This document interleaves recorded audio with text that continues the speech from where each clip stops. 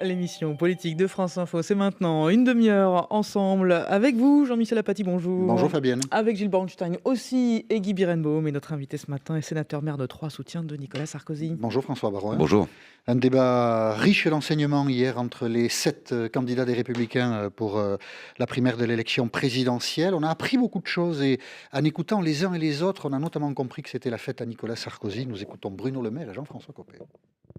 Je dis simplement, Nicolas, qu'avant la candidature de 2012, tu avais dit, si je suis battu, je ne reviendrai pas en politique. Je vais venir. Les mots ont un sens. Si aujourd'hui les policiers, comme les gendarmes, sont dans cet état de colère, c'est tout simplement parce qu'un choix qui me paraît être une erreur folle a été commise il y a une dizaine d'années, qui a été de réduire de manière drastique les effectifs de police alors que la droite était au pouvoir. On a compris hier soir qu'avoir été président de la République, c'était une forme de faiblesse pour Nicolas Sarkozy. Parce qu'on lui reproche et le bilan, et puis et pourquoi tu es revenu? Oui, en même temps, il a parfaitement répondu. C'est vrai qu'il y a quelque chose d'assez baroque de voir ses anciens collègues du gouvernement. Moi, j'ai été son ministre du budget, des finances. Nous avons eu à gérer une crise sous son autorité d'une intensité exceptionnelle. Aujourd'hui, s'excuser en quelque sorte. D'ailleurs, l'une des raisons de mon engagement à ses côtés, c'est la fierté qui a été la mienne d'être sous son autorité pour essayer de protéger les économies des Français et protéger l'intégrité de la zone euro. Mais il devait rendre des comptes hier soir de son action passée. Et ce sont ses anciens ministres ou anciens collaborateurs qui le lui demandaient. Voilà, erreur folle d'avoir supprimé. Ça vient de votre camp, hein, d'avoir supprimé les postes de policiers. Puis il y a eu beaucoup d'épisodes comme ça. Donc on se dit, c'est difficile pour Nicolas Sarkozy. Est-ce qu'il n'a pas fait une erreur, au fond, en revenant? Si vous voulez, on est sous une présidence Hollande.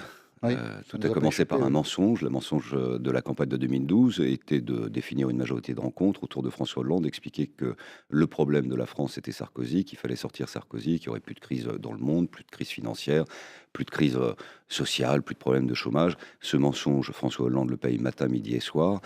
L'UMP a failli exploser. Jean-François Copé et François Fillon se sont affrontés pour la présidence. On a failli mourir.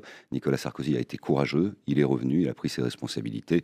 Il est aujourd'hui, de mon point de vue, comme du point de vue d'un bon nombre d'électeurs, le seul à pouvoir redresser le pays après ce quinquennat. Parmi les thèmes abordés, celui-ci nous a un peu surpris. Il s'agit des relations avec l'Arabie Saoudite, notamment. On écoute Bruno Le Maire et Nathalie Kosciusko-Morizet.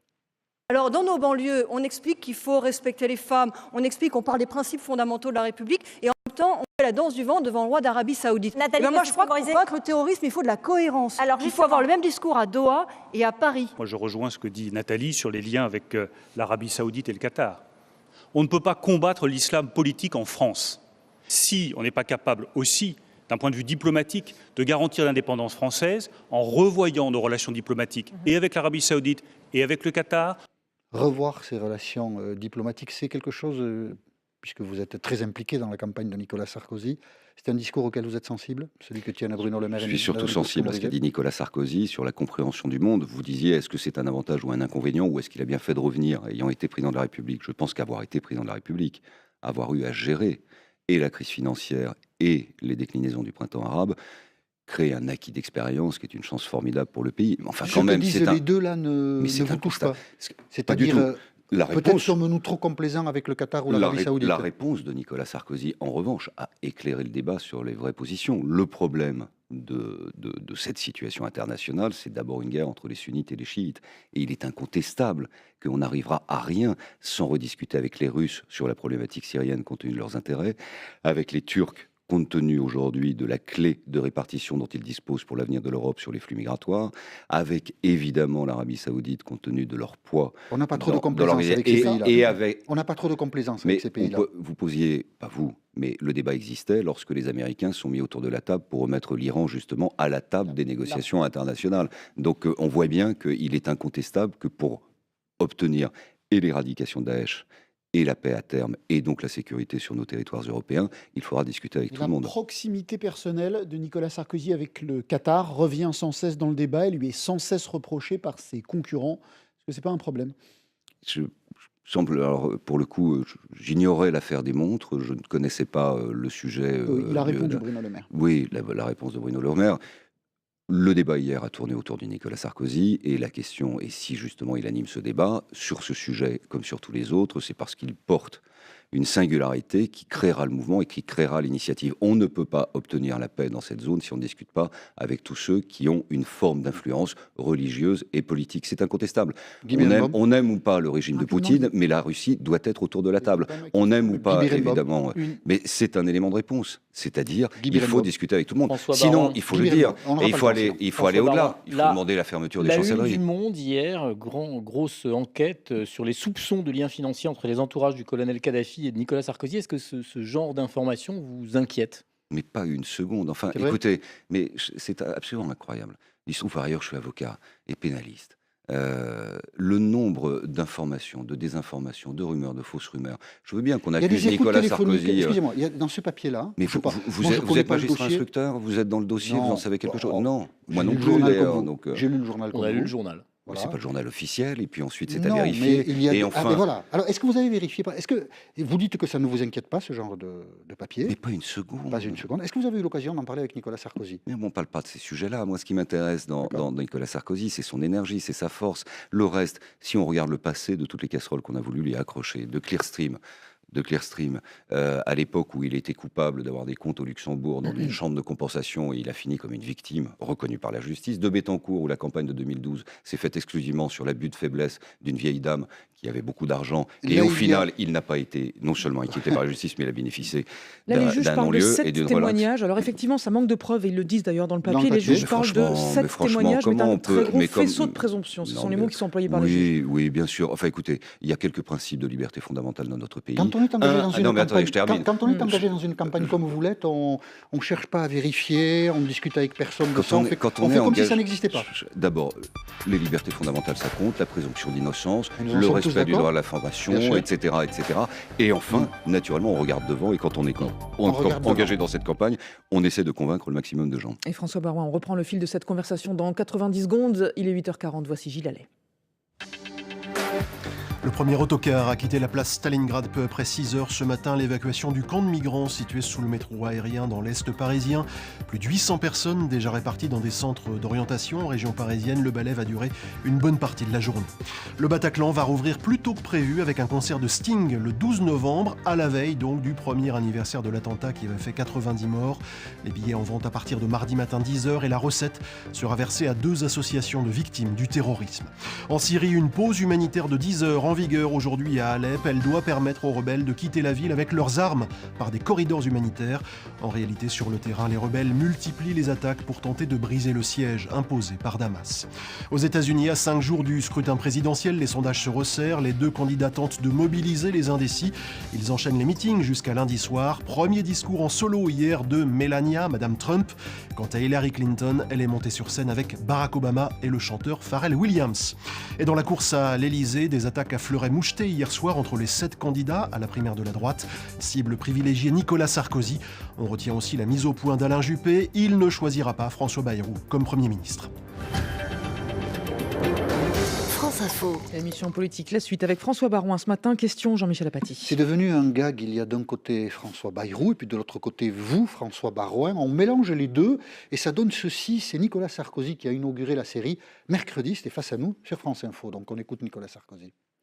Moi, j'ai dit très clairement que si j'étais choisi, je confierais Matignon à François Baroin et je fais à François Baroin, pas Bayrou. Petit lapsus. Ouais, ça nous a fait rire, ça n'a pas tout à fait amusé sur le coup Nicolas Sarkozy. Et puis hier soir dans le débat, on a vu qu'Alain Juppé et Jean-François Copé patinaient de la même façon. Je suis très surpris par cette fixation sur le cas de François Bayrou. Ah oui, vous avez ce lapsus à répétition entre Barouin et Bayrou, ça me fait un peu sourire. Je voudrais quand même rappeler que François Barouin...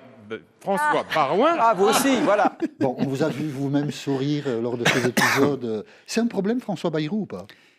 Ah, c'est un problème compte tenu de la tribune qu'il a sortie il y a 2 jours, qui est d'une violence personnelle samedi, sur incroyable, incroyable, d'une violence où il n'a rien appris et rien oublié. Réponds, dit-il, à la violence de Nicolas Sarkozy. Non, il a toujours été, il peut le dire, mais je le conteste, il a toujours été d'une très grande violence. Pas que contre Nicolas Sarkozy, d'ailleurs. Moi, je n'oublie pas, j'étais au gouvernement à l'époque, lorsqu'il y a eu une motion de censure déposée par la gauche dans le gouvernement de Villepin sous la présidence Jacques Chirac, il a voté la motion de censure. 2006, CPE. Voilà, exactement. Ensuite, il n'a pas choisi entre Ségolène Royal et Nicolas Sarkozy en 2007. Il a envoyé au casse-pipe une centaine de députés potentiellement centristes.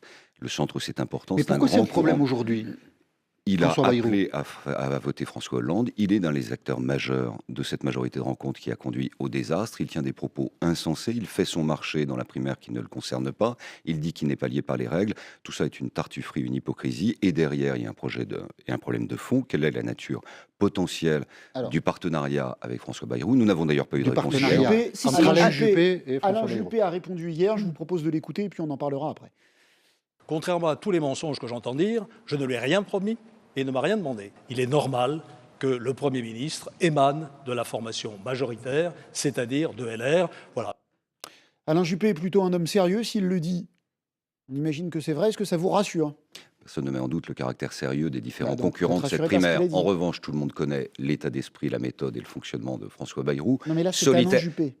Solitaire dans ses choix, ça va être ma réponse. Et donc, il ne va pas y aller uniquement pour le plaisir de satisfaire sa haine personnelle et individuelle contre Nicolas Sarkozy. Il y va pour reconstituer le centre, il l'a déjà dit à plusieurs reprises, pour reconstituer un centre qui est en réalité un centre girouette qui ira à gauche ou à droite selon l'ère du temps. Mais vous pensez qu'il y a un accord avec Alain Juppé ? Est-ce que vous pensez qu'il y a un accord entre Alain Juppé et François Bayrou ? Je pense qu'il y a des questions qui doivent être levées. Est-ce qu'il y a, oui ou non, des projets sur la proportionnelle ? Quel sera l'avenir de la réforme des retraites ? Je rappelle que François Bayrou a voté contre la réforme des retraites qui a porté à 62 ans. Il est favorable à une tranche supplémentaire d'impôt sur le revenu. Il y a un vrai problème de fond et il y a une vraie stratégie politique. Il faut une ligne claire et nette. François Bayrou est un des acteurs de ce quinquennat désastreux pour le pays. Il doit passer à la caisse du mur de l'irresponsabilité. Et nous considérons qu'il faut une clarification forte sur cette problématique. Elle n'a pas été donnée. Elle n'a pas été donnée sur le fond, puisqu'on n'a pas eu le temps, compte tenu de la nature même du débat. Peut-être que ces questions seront posées entre les deux tours, d'ailleurs. Alain Juppé a dit ce sera mon programme qui sera appliqué si je suis élu. C'est clair. Le centre est un courant de pensée important. La démocratie chrétienne, ça veut dire quelque chose, et ce sont des valeurs avec lesquelles, évidemment, nous serons appelés à travailler. Nicolas Sarkozy l'a fait au gouvernement.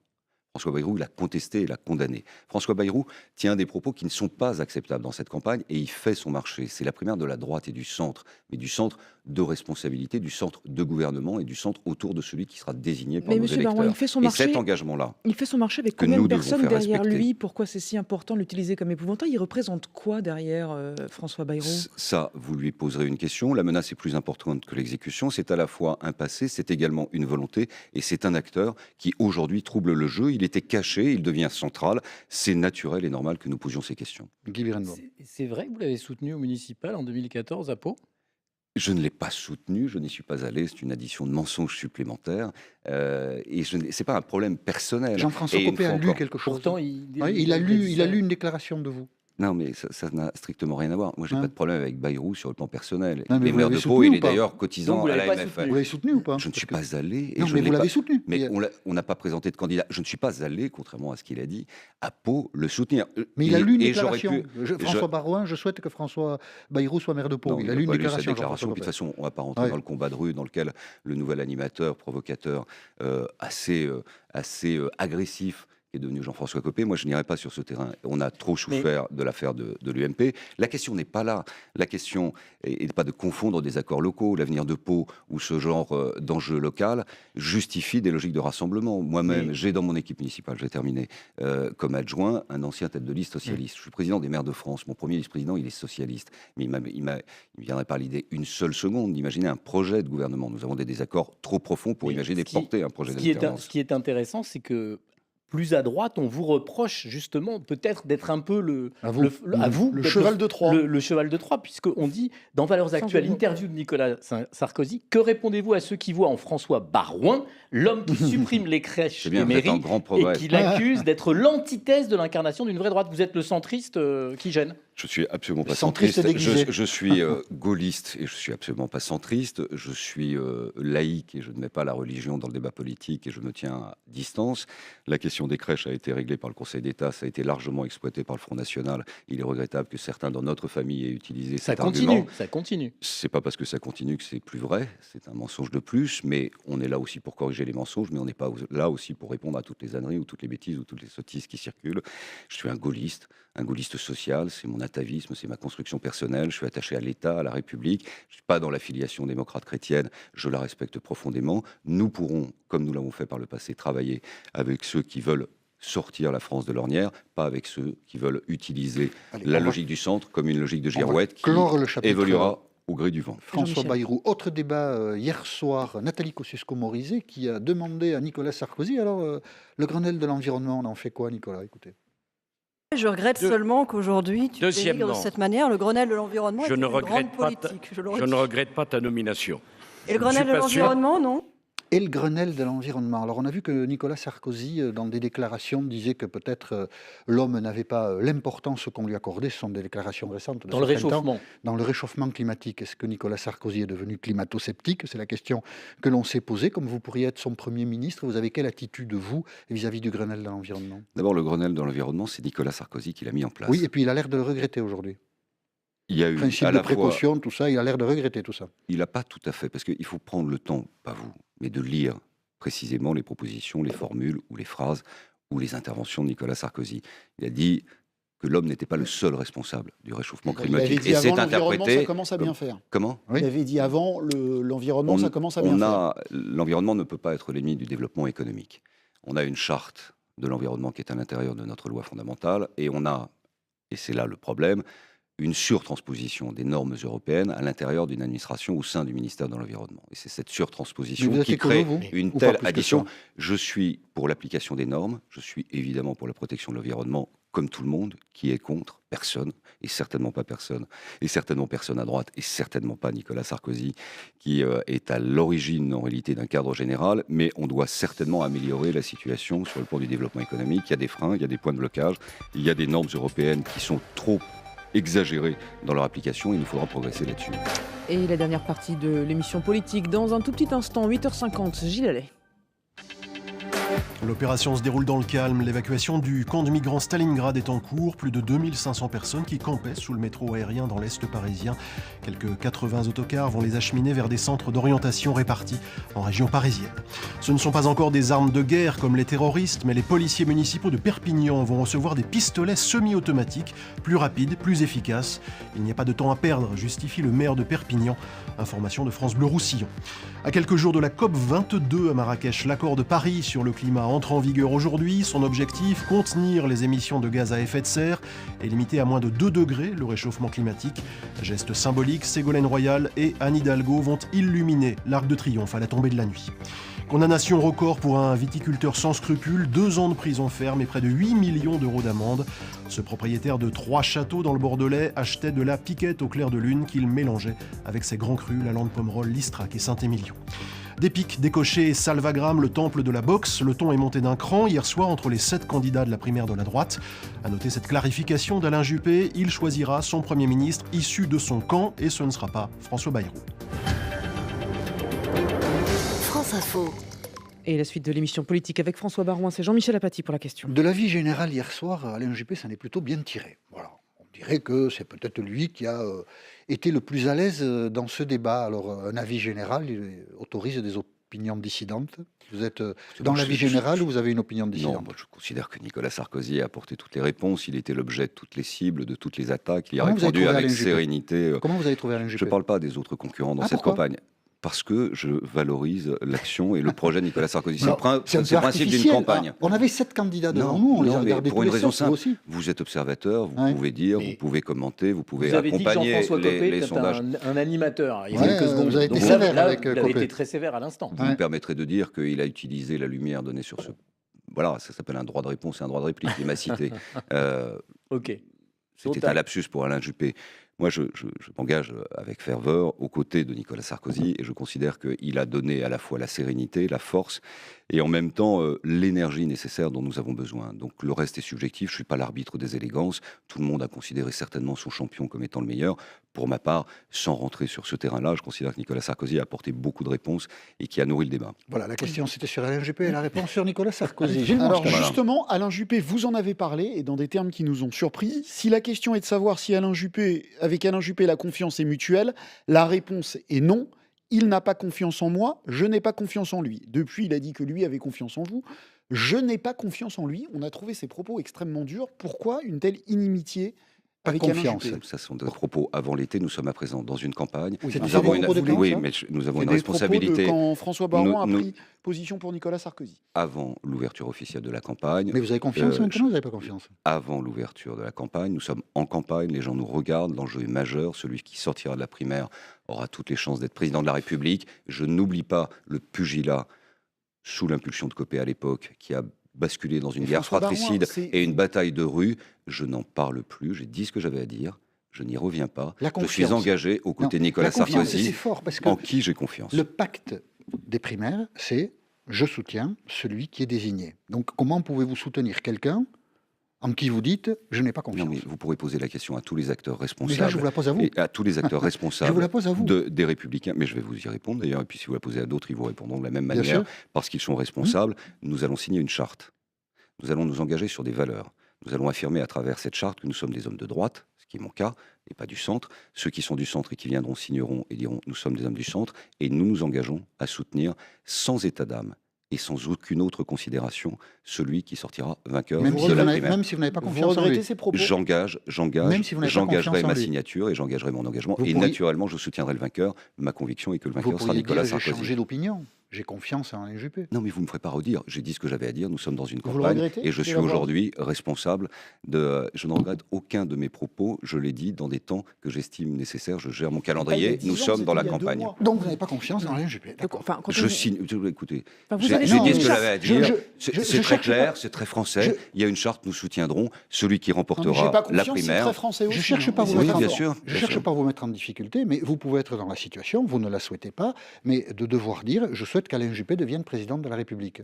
Si vous n'avez pas confiance en lui, c'est un problème. Si la question est de savoir si Alain Juppé remporte la primaire, est-ce que je le soutiendrai, est-ce que je voterai pour lui? La réponse est évidemment oui.